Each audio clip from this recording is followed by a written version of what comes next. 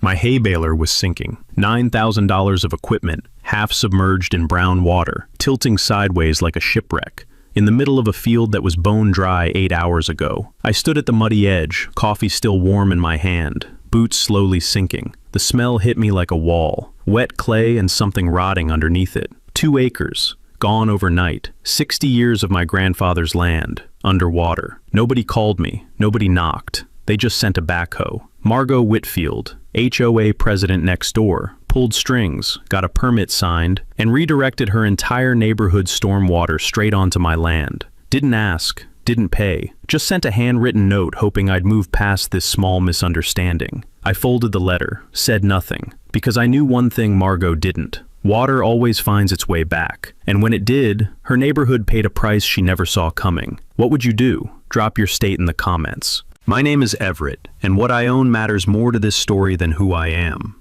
What matters is what I own, a working parcel of land in the rural suburban fringe of Central Virginia. 43 acres my grandfather bought in 1961 for $11,000 cash and a handshake with a man who kept his word. The deed has 4 names on it going back 2 generations. My father ran cattle here. I run a small hay operation, rent pasture to a neighbor's horses, and grow a kitchen garden big enough to feed a small army through the summer. The land is flat at the front, rolls gently toward a natural drainage swale at the back, a low corridor that, for 60 years, has quietly moved rainwater off our property and into a seasonal creek 200 yards east. Nothing dramatic, just geography doing its job. Now zoom out about a quarter mile. Starting in 2018, a developer named Breckenridge Harmon, and yes, that is a real name, I couldn't make it up, carved a 214-unit planned community called Ashford Crossing out of what used to be a farm almost identical to mine. Manicured lawns, vinyl fences painted to look like wood, a clubhouse with a putting green nobody uses. The kind of neighborhood where the grass is always the same shade of green because everyone uses the same lawn service and no one knows their neighbors' last names. The HOA that governs Ashford Crossing is, by any reasonable measure, the pettiest organization in the county. I know this not because I joined it. I am not part of their HOA. I am not in their neighborhood. I do not answer to them in any legal capacity. But because over 3 years I watched them fine a retired schoolteacher named Dolores for having a wind chime. I watched them cite a veteran named Pruitt for leaving his trash can at the curb 2 hours past collection. I watched them force a young couple to repaint their shutters because the color, and I quote the meeting minutes here, read more burgundy than the approved colonial red. The HOA president was a woman I'll call Margot Whitfield. Mid-50s, silver bob, drove a pearl-white Lexus SUV with a custom vanity plate that said ASHFRD1. She'd moved into Ashford Crossing 5 years prior from somewhere in northern Maryland, and had, in the intervening time, accumulated the kind of local influence that small people accumulate when nobody pushes back. She sat on the county planning subcommittee, co-chaired the neighborhood watch, and had a personal relationship with 2 members of the zoning board, both of whom attended her annual garden party. Margot had decided, sometime in the spring of 2021, that the stormwater retention system inside Ashford Crossing was undersized, which, frankly, was true. It was a cut-rate design on a cut-rate budget. When it rained hard, the lowest streets in the development flooded ankle-deep. Residents complained. Margot needed a solution that didn't involve spending HOA reserve funds, didn't involve suing the developer, who'd long since dissolved the LLC that built the subdivision, and didn't involve going to the county with hat in hand. What she needed, apparently, was my field. The first unfair act came in the form of a letter.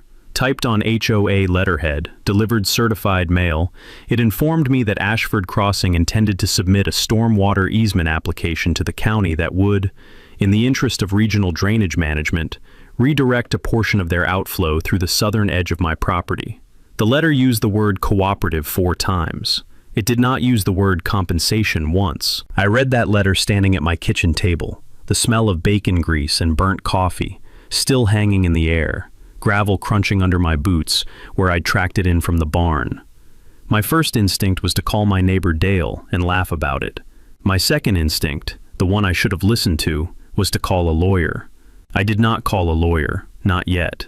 I made what I now recognize as the classic rural landowner mistake. I assumed good faith would meet good faith. I wrote back, politely. I explained that my property's natural drainage swale was already operating at capacity during heavy rain events, that redirecting additional engineered outflow onto agricultural land without compensation or proper hydrological study was problematic, and that I'd be happy to discuss alternatives, including a shared cost arrangement for upgrading the Ashford Crossing retention pond. I sent the letter via certified mail. I kept a copy. I waited 3 weeks. No response. Instead, what I got was a knock on my door on a Wednesday afternoon in early June. A county code enforcement officer named Dexter, who was apologetic in the way that people are apologetic when they know they're delivering bad news that's not their fault. He handed me a notice of a pending variance hearing. Margot's HOA had filed for a drainage variance that would, if approved by the county planning board, legally authorize the rerouting of Ashford Crossing's overflow drainage through my land. Did they contact the property owner? I asked Dexter. He looked at his clipboard. The application says notice was provided. I got one letter. I responded. They never replied. Dexter shrugged with his whole body. You'll want to show up to the hearing. The hearing was scheduled for July 9th. I had 5 weeks. This is where most people, tired farmers, people who've never been in a government meeting room, people who assume bureaucracy is impenetrable, would have given up, gone to the hearing, said their piece, been ignored, and gone home defeated. I am not most people, but I was still underestimating Margot. I went to that hearing, wore a clean shirt, brought a typed statement, photos of my field, a hand-drawn diagram of the drainage swale and where the proposed redirect would intersect it. The planning boardroom smelled like industrial carpet cleaner and burnt coffee, a universal smell, apparently, of rooms where decisions get made badly. There were 12 people in the audience. 6 were Ashford Crossing residents Margot had organized into a soft, cheering section. I made my case. I was precise, respectful, and factual. I explained that the proposed outflow volume exceeded what the natural swale could absorb without saturation damage to the lower field. I noted that I had not been provided adequate consultation. I asked for a 60-day continuance to commission an independent hydrological study. Margot stood up and spoke for 11 minutes. She used the phrase community benefit 7 times. She presented a color-printed report, spiral-bound, professional, expensive, prepared by a civil engineering firm out of Richmond. The report concluded that the redirect was hydrologically sound and posed minimal risk to adjacent agricultural land. The board voted 4-1 to approve the variance. The one dissenting vote came from a board member named Arliss Beaumont, who looked at me afterward in the parking lot and said, very quietly, "Get yourself a water rights attorney. Fast." Here's what I didn't know yet. Margot's engineering report was not wrong because it was fabricated. It was wrong because it modeled normal rainfall conditions, a 10-year storm event, which is standard practice. What it did not model was a 25-year storm event, which in Central Virginia happens roughly every 6 to 8 years. And what it absolutely did not account for was that the redirected outflow would combine with the existing swale load and back pressure against my field's natural drainage gradient. In plain English, the report assumed average rain. Central Virginia doesn't do average. Within 3 weeks of the variance approval, Ashford Crossing's contractor showed up with a mini excavator and 2 laborers and spent 4 days cutting a new drainage channel along the southern edge of my property line, grading it to flow directly into my lower field's swale entry point. The contractor was professional. He was doing his job. He showed me the permit. It was valid. The smell of fresh-cut earth and diesel exhaust hung over my south fence line for 2 days. I watched from a distance, documented everything on my phone. Wide shots, close-ups, GPS-tagged photos of the channel dimensions, and I did not say a word to the workers, because I had, by that point, finally called a lawyer. Her name was Cornelia Voss, 38 years old, sharp as a finishing nail, ran a small firm in Charlottesville that specialized in property rights and agricultural land use. She had a voice like she'd argued with judges for a living, which she had. She listened to my entire story without interrupting, then said, "They approved a variance on a flawed study. That's not a crime. But what they're about to do to your drainage gradient? That's a tort. Let's make sure they do it completely before we move." I asked what she meant by "before we move." "I mean, let them finish," she said. "Let the rain do the discovery for us." Cornelia's advice was to document and wait. That felt like agony, watching a slow-motion disaster and being told to take notes. But she was right, and here's why. In Virginia property law, a drainage tort claim is significantly stronger after demonstrated damage than before it. If I'd filed for an injunction immediately, the HOA's lawyers would have argued the harm was speculative. We needed the rain to tell the story for us. August was dry, maddening, ironically, given what we were waiting for. My lower field sat soggy but not saturated, the new channel trickling a modest amount of additional runoff that was, admittedly, manageable. I started to wonder if Cornelia had misread the situation. Maybe the engineering report was right. Maybe this would be fine. Margot sent me a letter in mid-August. This one was warmer in tone, almost neighborly. She wrote that she hoped we could move past our earlier misunderstanding, that Ashford Crossing valued its relationship with adjacent landowners, and that she'd be delighted to have me attend the fall community cookout as her personal guest. I showed the letter to Cornelia. "She's trying to establish goodwill on paper," Cornelia said. "Don't respond. Not even to decline the cookout? Especially not that." What I was doing while I waited, building a file. I pulled every document related to the variance application. Public record, all of it, available through the county clerk's office.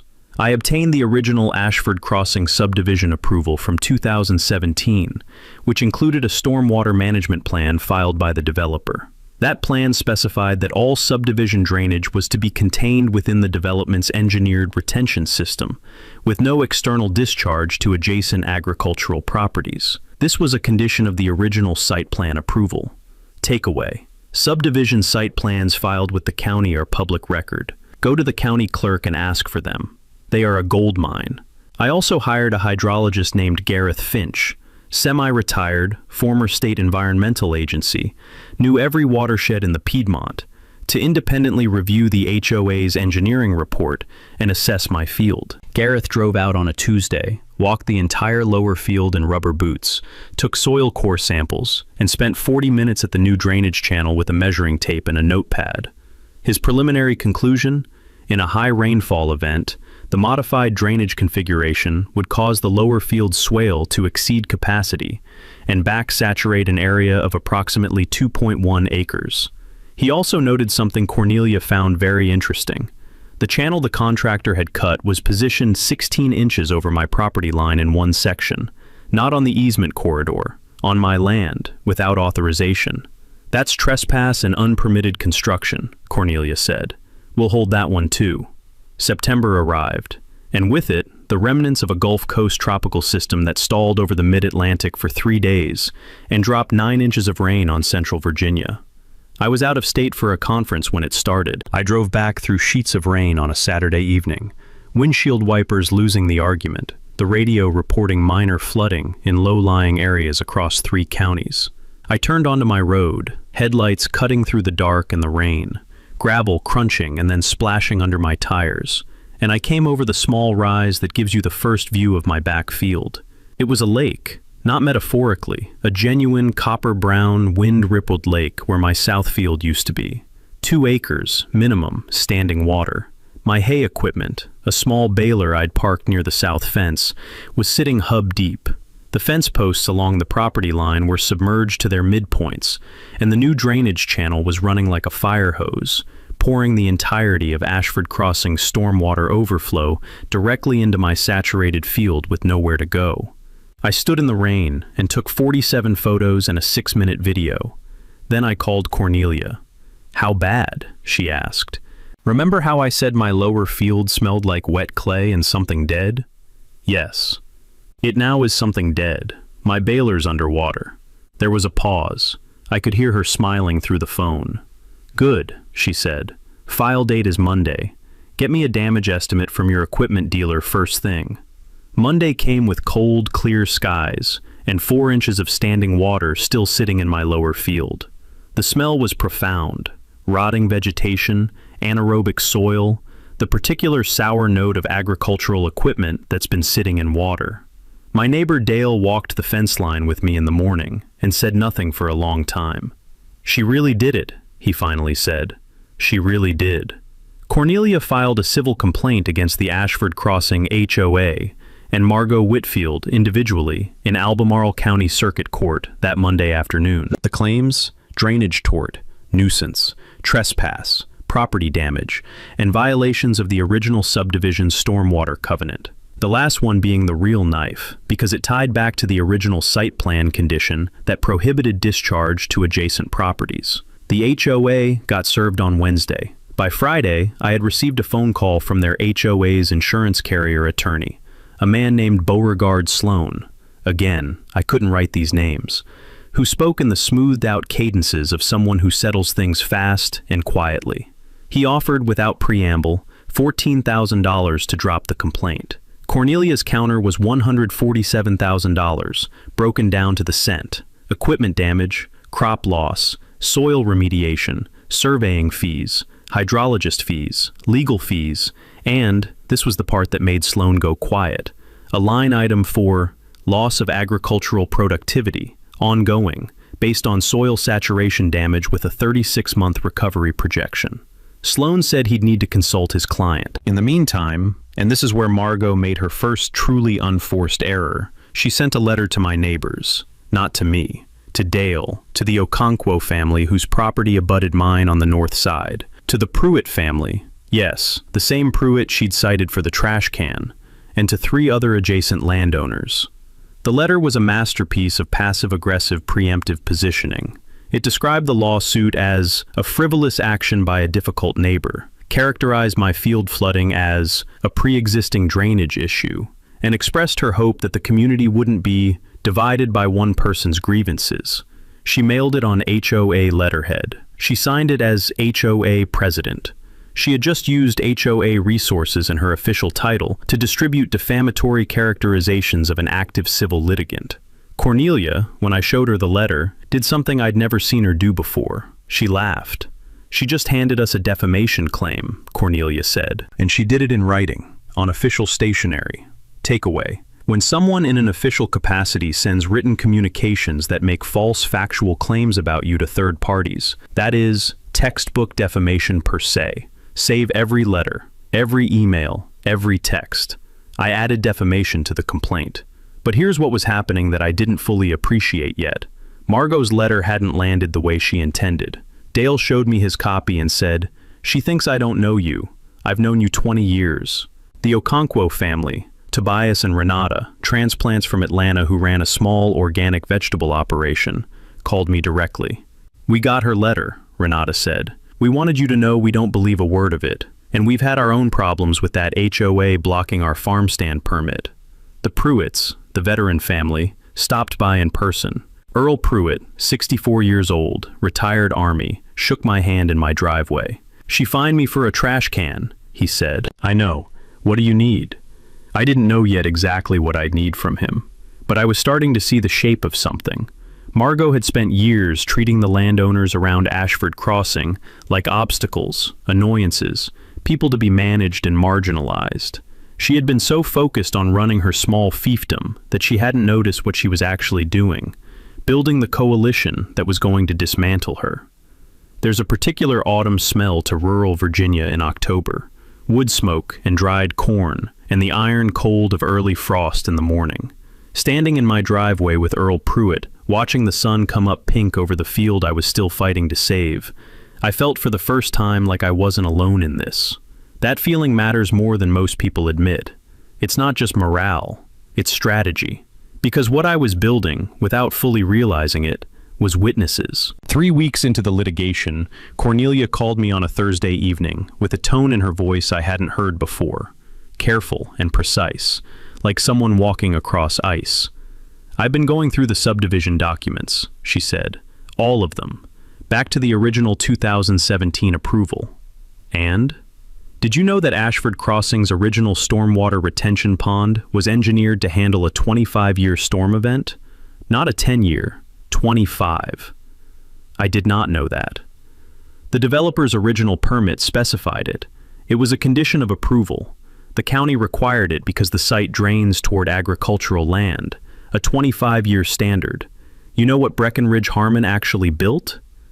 10-year capacity? 8-year.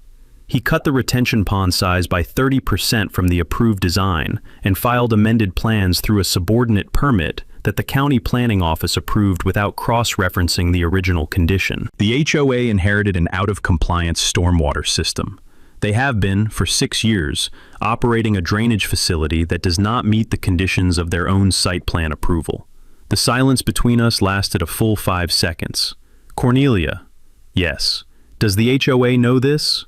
Margot Whitfield has been on the county planning subcommittee for 2 years. She has access to all subdivision files in the county. Either she knew or she was negligent in not knowing. Either way, she cannot claim innocent reliance on a compliant system. Here is what this meant in practical terms. The HOA's entire legal defense rested on the argument that they'd acted in good faith on a properly engineered drainage solution. The Richmond engineering firm they'd hired had modeled their existing retention pond as the baseline, a pond that was, it turned out, 30% undersized relative to its own permit conditions. Their good faith defense had just collapsed. Takeaway: always pull the original site plan approval and any subordinate amended permits. Developers file amendments that contradict original conditions, and those amendments are sometimes approved by clerks who don't cross-reference. The discrepancy is public record. There was a second piece. Gareth Finch, my hydrologist, had been running groundwater flow models in his spare time, the kind of obsessive post-retirement project that only a man who genuinely loves watershed hydrology would undertake. What he found was that the modified drainage channel, by redirecting water into my lower field swale, had altered the subsurface water table gradient in a way that would, during sustained high rainfall periods, direct groundwater laterally toward the lowest elevation structures in Ashford Crossing, which were the basements of the 12 homes on Willowmere Court, the development's southernmost street. Those homes sat approximately 4 feet higher than my lower field. Their foundations rested on clay-heavy soil. Clay-heavy soil, when saturated from below by a shifting groundwater table, does not drain. It holds. Gareth thinks the basement flooding hasn't started yet, Cornelia said. Yet. He estimates 1 or 2 more high rainfall events. I sat with that for a moment. I had not engineered this. I had not manipulated anything. The physics of water moving downhill, the most honest, uncomplicated thing in the natural world, was simply following the path Margot had created for it. She had redirected the runoff into my field, and now the water was going to find its own way home. Should we tell them? I asked. Cornelia was quiet for a moment. We have a legal obligation to disclose foreseeable harm to third parties if we can prevent it. I'll send a letter to the HOA's attorney, formally, in writing, warning them. And if they ignore it, then they ignored a written warning, in discovery. Cornelia sent the warning letter on a Friday. Beauregard Sloan acknowledged receipt. The HOA held an emergency board meeting that weekend. I know this because Tobias Okonkwo knew someone who lived on Willowmere Court, and that person texted him a photo of the parking lot full of cars on a Sunday afternoon. Margot emerged from that meeting and doubled down. She hired a second engineering firm, this one out of Northern Virginia, with a glossier brochure, to produce a report disputing Gareth's groundwater model. I watched this with a particular kind of calm that comes from knowing the physics are not on the other side's payroll. Meanwhile, I was building the actual trap, not a metaphorical one, a real, physical, documented, legally defensible one. Here's what I did, step by step, over the following 3 weeks. First, I contracted with a company that installs and monitors agricultural drainage systems to place a series of soil moisture sensors in my lower field. 6 of them, wireless, transmitting real-time readings to a data logger in my barn. These sensors cost me $1,800 installed, and would, going forward, create a continuous, time-stamped record of soil saturation levels in my field, correlated with rainfall events. Every time it rained, the sensors would document exactly how saturated my field became, and how long it remained saturated. This was not dramatic, it was devastating.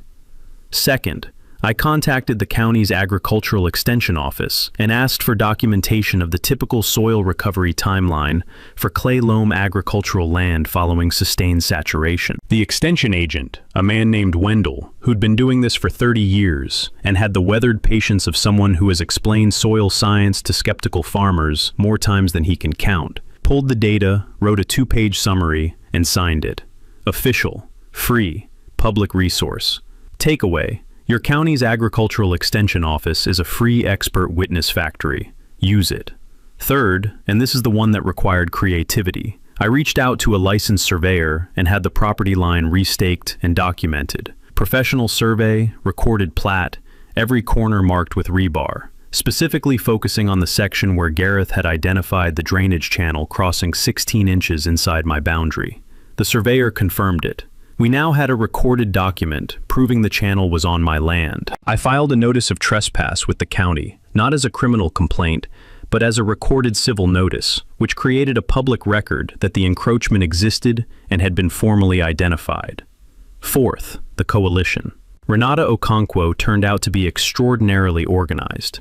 She'd been keeping her own file on HOA permit interference with her farm stand operation. Zoning objections, noise complaints they'd filed against her farm stand's weekend hours, a letter they'd sent to the county health department making unsubstantiated claims about her food handling. She had dates, copies, the whole file in a manila envelope she brought to my kitchen table on a Tuesday evening. Earl Pruitt contributed something different. He knew the County Board of Supervisors member for our district personally, a man named Whitaker Gaines, and he arranged a private meeting. We didn't ask Gaines to do anything improper. We simply walked him through the timeline, the undersized retention pond, the flawed variance process, the defamatory letter, the trespass, and asked him one question. Was the county aware that it had approved a subordinate permit amendment that contradicted the original subdivision condition? Gaines went very still. Say that last part again. We said it again. He asked for copies. Gaines then did something quietly significant. He requested that the county attorney's office review the 2017 Ashford Crossing subdivision approval file for compliance with all attached conditions. This was not a dramatic public action. It was an internal administrative review request from an elected official, but it put the county on notice that there was a compliance question, which meant that if the county's planning staff had known about the discrepancy and said nothing, that was now their problem too. Meanwhile, the second to last piece. Gareth Finch finished his full groundwater model and issued his formal report. 42 pages, color figures, peer-reviewed methodology citations. His conclusion was unambiguous. The modified drainage configuration had increased subsurface hydrostatic pressure against the foundations of Willowmere Court homes by a measurable degree, and in sustained high rainfall conditions, basement water intrusion in the lowest 3 to 5 homes was probable within the next 12 months. Cornelia forwarded it to Sloan. The smell of that autumn, wood smoke and cold clay and the distant note of something turning, felt like the season itself was watching to see what came next. I was ready. The sensors were logging. The survey was recorded. The coalition was assembled. Cornelia had a filing ready to add to the complaint. All we needed now was rain. November in Virginia does not disappoint. The first rain came mid-November, a 2-day event that dropped 4 inches. Not dramatic by Piedmont standards, but my sensors logged it faithfully. Saturation in the lower field hitting 94% at the 12-inch depth. Recovery time extending to 72 hours compared to the 24-hour pre-modification baseline. The data was automatic, time-stamped, and required no human interpretation to be compelling.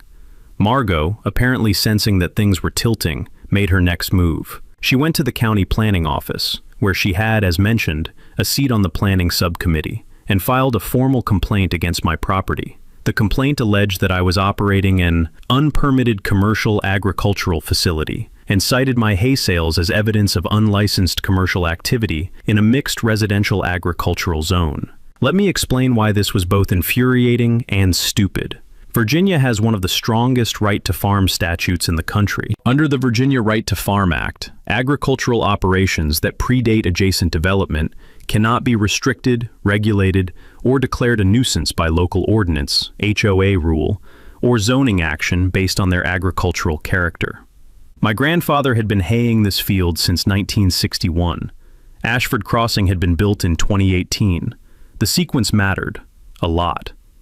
Takeaway: if you own agricultural land adjacent to new development, look up your state's right to farm statute. In most states, it is a powerful shield against exactly this kind of retaliatory regulatory action. The County Code Enforcement Office sent me a notice of investigation. The The same Officer Dexter, who by this point seemed personally embarrassed to keep showing up at my door, delivered it with the practiced neutrality of a man who knows he's being used as a weapon by someone who outranks him politically. "You know this is going nowhere," I said. Dexter looked at the ground. "I just deliver them." I handed Dexter a printed copy of the Virginia Right to Farm Act. He folded it and put it in his clipboard. The Right to Farm response took Cornelia approximately 40 minutes to draft. It cited the statute, documented the operational history of the agricultural use predating the development, and attached my grandfather's original deed from 1961. We filed it with the county attorney and copied the Board of Supervisors, including Whitaker Gaines. The complaint was dismissed in 12 days, but the next move was nastier. Someone, I cannot prove it was Margot, but the timing was exact, contacted the local weekly newspaper with a tip that I was involved in a lawsuit against the HOA and that I had threatened neighbors over the drainage issue. The paper ran a 3-paragraph item on page 6. It was thin and hedged with qualifiers, but it had my name in it and used the word dispute. Renata Okonkwo saw it and called me immediately. "She's trying to make you look unreasonable before this goes to trial." "I know. What do you want to do?" "I want to wait for the rain." The rain came on the first weekend of December, a nor'easter remnant that sat over the mountains and dripped for 4 days straight, 6.5 inches total, the kind of event that fills creeks to their banks and turns unpaved roads into brown rivers. My sensors spiked. My lower field went back underwater, and this time the data logger captured the full event curve: saturation onset, peak, duration, and recovery. Beautiful, objective, ruthless documentation. And Willowmere Court got water in 3 basements. Not catastrophic flooding, not yet, but enough. Standing water on basement floors, damaged drywall in one home, a ruined water heater in another. 3 families woke up to wet feet on a Monday morning and started making calls. The calls went to the HOA. The HOA's response, I later learned from a Willowmere Court resident named Fitzgerald, who had become quietly furious, was to tell residents to file homeowners insurance claims and that the HOA was investigating the drainage situation. They did not mention the pending lawsuit. They did not mention Gareth's report. They did not mention the warning letter Cornelia had sent to their attorney 2 months earlier. Fitzgerald knocked on my door on a Tuesday evening. He was polite, a little sheepish, clearly not a confrontational man, but pushed past his comfort zone by a ruined basement. He asked if I could tell him what I knew about the drainage situation. I invited him in. I showed him everything. He sat at my kitchen table for an hour, reading documents. When he left, he said, "I think I need my own lawyer." He did. Fitzgerald moved fast. Within 2 weeks, he'd connected with 4 other Willowmere Court homeowners who had water intrusion, and they'd collectively retained an attorney, a young but sharp property damage litigator named Desmond Arkwright out of Richmond. Desmond and Cornelia were acquaintances. When she told me who they'd hired, there was something in her voice that sounded almost like satisfaction. 5 new plaintiffs, same underlying cause, different attorneys, independent cases, but with deeply overlapping facts.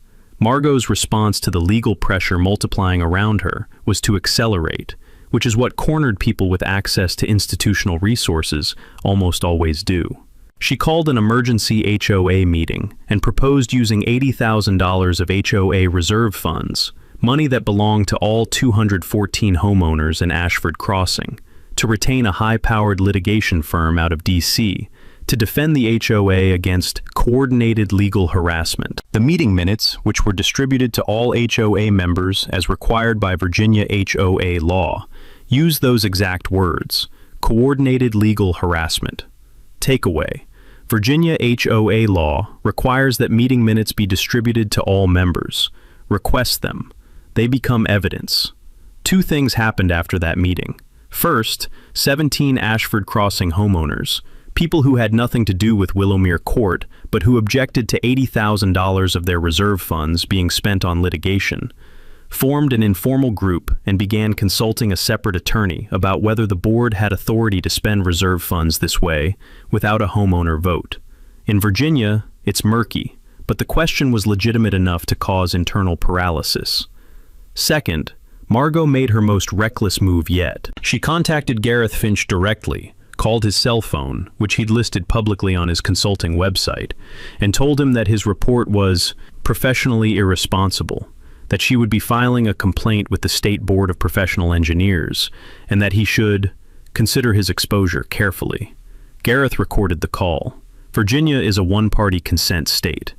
When he played me the recording over the phone, a tinny, slightly distorted audio of Margot's voice telling a credentialed, retired state environmental official that he should consider his exposure, I had to put the phone down and walk to the window for a moment. Outside, my lower field was still showing the scars of the December flooding. The soil was cracked in patterns where it had dried after saturation, pale clay plates lifting at their edges like something geological. 4 of my moisture sensors were still logging. The survey rebar at the property line caught the winter light. I picked up the phone. Gareth, don't call her back. Send that recording to Cornelia today. Already did. Attempted intimidation of an expert witness, in the context of active litigation, is, depending on circumstances, potentially obstruction. At minimum, it was discoverable. Cornelia added a supplemental filing. Meanwhile, Beauregard Sloan, the HOA's insurance carrier attorney, had gone quiet. We later learned why. The D.C. litigation firm Margot had retained had looked at the case file and told the insurance carrier, privately, that their exposure was significant. The undersized retention pond, the ignored warning letter, the documented trespass, the defamatory communications, the witness intimidation recording. The file had become, in legal parlance, a mess. The insurance carrier had begun making its own calculations, independent of Margot's preferences. Sloan called Cornelia in late December with a revised settlement offer. $89,000, plus an agreement to restore the drainage channel to its original alignment at HOA expense, plus a letter of retraction for the defamatory neighbor letter. Cornelia said she'd present it to her client. She presented it to me over the phone. I said no. Why? She asked, not arguing, genuinely asking. Because it doesn't fix the retention pond. It doesn't address Willowmere Court. It doesn't put anything on the public record. Margot writes a check. Nobody knows what happened, and she goes right back to running that HOA like her personal kingdom. Cornelia was quiet for a moment. You understand that going to trial carries risk. I know, but there's a county board of supervisors meeting in January, and Whitaker Gaines has finished his administrative review. Another pause. What did the review find? Gaines called me yesterday. The county is going to be making an announcement. There are moments in a long dispute when you can feel the weight shift, not dramatically, not with a sound, but with a kind of atmospheric pressure change, like the air before a storm. This was that moment. Margot had spent months escalating, retaliating, spending other people's money, trying to bury the problem under legal fees and planted stories. And what she had actually done was give us time. Time to build the record. Time for the physics to prove the case. Time for the community to see exactly who she was. January came cold and clear. The Board of Supervisors meeting was scheduled for the 14th. The Albemarle County Board of Supervisors met on the second Tuesday of January in a wood-paneled meeting room that smelled of old carpet and radiator heat, the kind of institutional warmth that makes everyone slightly drowsy until something real happens. The room had 47 seats and a standing row along the back wall. By 6:45 p.m., 15 minutes before the meeting began, every seat was filled. Whitaker Gaines had placed one item on the agenda under new business: administrative review of stormwater compliance, Ashford Crossing subdivision, permit number 2017-0441. It was listed as a 5-minute informational update. Most people in the room didn't know what it was. The Willowmere Court homeowners knew. The Okonkwo family was there. Earl Pruitt was there, in a pressed shirt. Gareth Finch sat in the second row with a folder on his lap. Cornelia sat beside me in the front row. Margot Whitfield was there too. Third row, silver bob immaculate, pearl earrings, a posture that said she'd been to 100 of these meetings and survived them all. She had not seen Gaines's full administrative review. Neither had most of the room.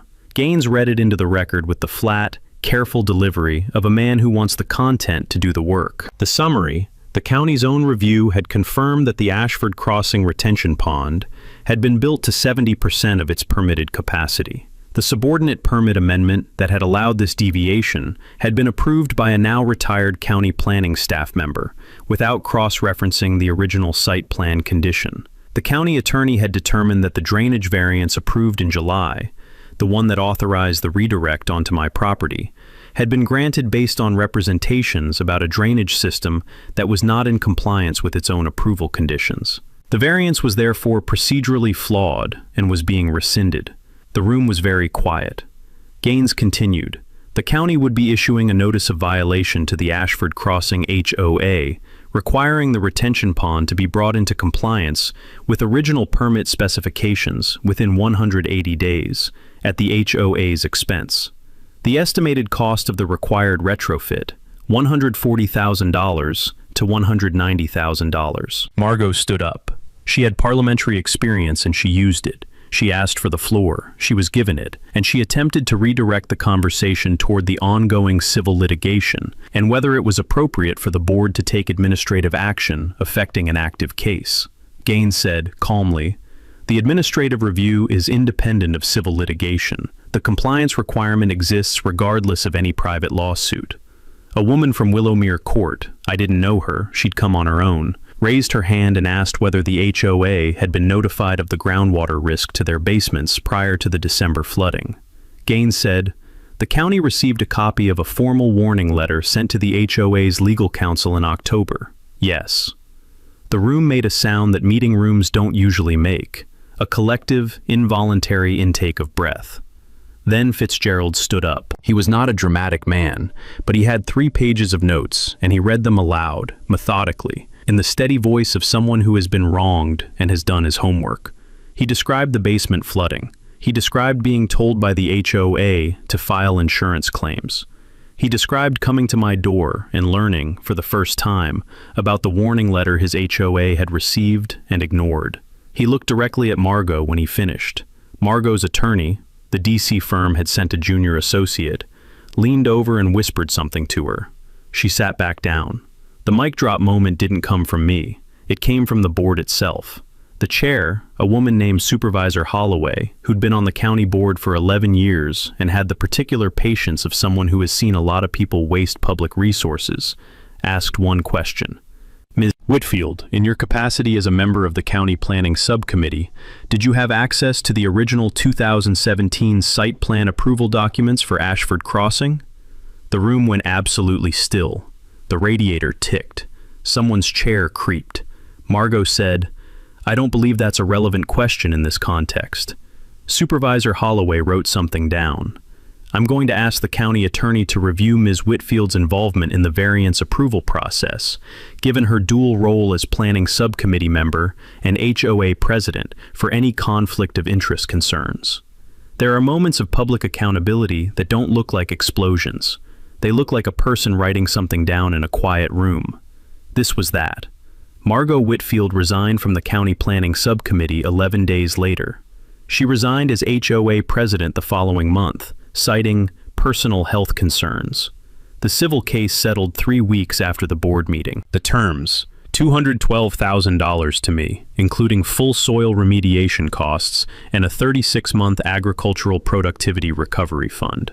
The drainage channel to be removed and the property restored to pre-modification condition at HOA expense. The defamatory letter to be retracted in writing to every recipient. Separate settlements were reached with the Willowmere Court homeowners.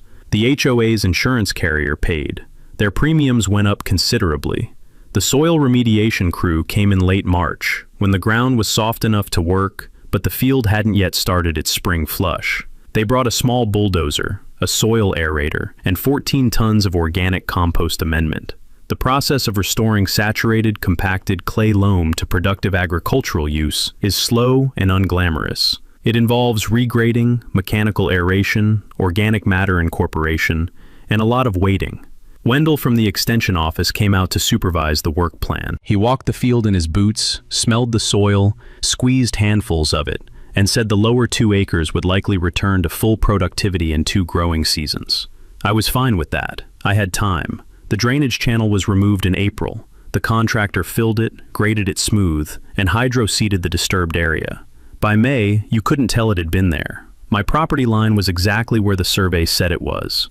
The sensors were still logging. I've kept them running, partly because the data is useful, and partly because I like having the record. The new Ashford Crossing board, elected after Margot's resignation, composed largely of the homeowners who'd objected to the $80,000 litigation fund, began the retention pond retrofit process in June. It cost $163,000. It was covered by the HOA's insurance settlement and a special assessment that Margot had, ironically, insisted would never be necessary. Willowmere Court has not had basement water intrusion since. Gareth Finch never received a complaint to the State Engineering Board. Margot apparently thought better of it, or her attorney advised against it. Gareth has since been retained as an expert witness in 2 other drainage litigation cases in the region. He told me over the phone that he considers the whole episode, in retrospect, the most interesting work he's done in 20 years. Cornelia Voss sent me a note after the final settlement check cleared. It said, "This is what the system is supposed to do. It doesn't always. It did this time." I have it framed in my barn. The community benefit piece came from Renata Okonkwo, who had the idea and the energy to push it forward. In the fall following the settlement, the adjacent landowner families, mine, the Okonkwos, the Pruitts, 2 other families who'd had their own minor conflicts with the HOA, partnered to establish a small, annual agricultural education day on my property. It was Renata's vision. Invite local school groups, demonstrate working farm operations, offer hands-on soil and watershed education. We called it the Piedmont Land Days, and the first one drew 63 kids from 3 elementary schools. Earl Pruitt built the picnic tables. Wendell from the extension office came and taught a session on soil science. Gareth brought a watershed model, a physical tray with a gradient and sprinkler system that demonstrated, in real time, exactly what happens when you redirect drainage onto land that can't absorb it. The kids understood it immediately. Several of them explained it to their parents. The Pruitt's adult daughter, who teaches 3rd grade in the county, called it the best field trip her class had done in 4 years. If any of this sounds familiar, if you've sat across a table from someone with a title and a color-printed report and felt the specific helplessness of being told that the system works and you just don't understand how, then you know why I'm telling this story. The system has tools in it: right to farm statutes, public records requests, agricultural extension offices, hydrological experts, elected officials who, sometimes, actually want to do the right thing when someone hands them the file. Use them. And if you've got an HOA nightmare of your own, a variance you didn't ask for, a fine you didn't deserve, a letter that landed on your doorstep from someone who thinks authority is the same as being right, drop it in the comments. I want to hear it. If this story gave you any satisfaction at all, share it with someone who needs it. And if you want the next one, because there is a next one, and it involves a different kind of neighbor and a property easement that was never recorded, hit subscribe. The field looks good this year. The hay came in clean. The sensors are still logging. Play stupid games. $212,000. That's what a handwritten note and a backhoe cost Margot Whitfield. Not because the law is perfect, not because the system always worked, but because she made the oldest mistake powerful people make. She looked at Everett, a farmer with muddy boots, and decided he wasn't worth worrying about. She ignored his certified letter, ignored the formal warning about the basement, spent $163,000 of her own neighbor money retrofitting a pond that should have been built right in the first place, and when its own came apart at a county board meeting, in front of everyone, she cited personal health concern and walked away. Wrong about the boost, wrong about the man, wrong about the water. Here's what I want to ask you directly. How many of you are sitting on something right now? A file that doesn't make sense, a variance you never got notified about, a letter from an HOA board member who also sits on your county planning committee. How many of you just assumed there was nothing you could do? There's always something you can do. Drop your situation in the comments. Doesn't matter how small it seems. If this one felt good, hit like, share it with someone who needs it, and subscribe because the next story is already waiting. Small power, big damage, every single time.